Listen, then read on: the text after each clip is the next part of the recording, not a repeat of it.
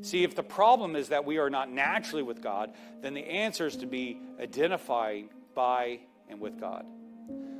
I asked Dustin early this morning if he would come up and help me. And so, Dustin, would you come on up?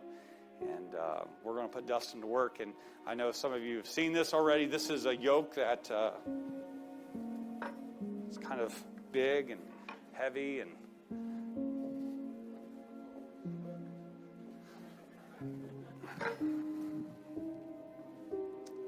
if you can just pick it up. That's a pretty substantial yoke, isn't it? It's pretty strong. Well, this is a yoke, and two animals would be together. And there's a problem with a yoke.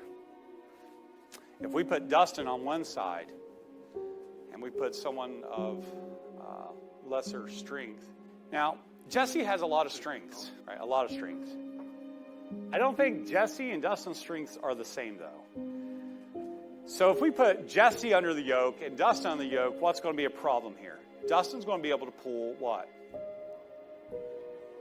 And what's going to happen to the yoke? It's going to get sideways. Would you agree with that, Jesse? I'm not throwing you on the bus, right? Right. Yeah. See, what's interesting when Jesus says, "Take my yoke upon you," He's not saying, take my yoke and be a weaker person in the yoke with me. What he's saying is, if you identify with me, I'll put my spirit and I'll give you strength. I'll give you speed. I'll allow you to keep up with what I'm calling the work of God in your life. I'll give you the ability to do it. There's not one time in my life that I've called on God in prayer for strength or wisdom or knowledge that He's failed me. There's been a lot of times I've prayed selfish prayers and God's like, nope. You're going to get hurt. See, when Jesus says here, come to me, take my yoke, what he's saying is, come under my authority.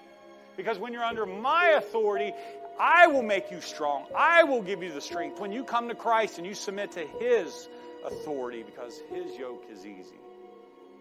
His authority is good for your soul.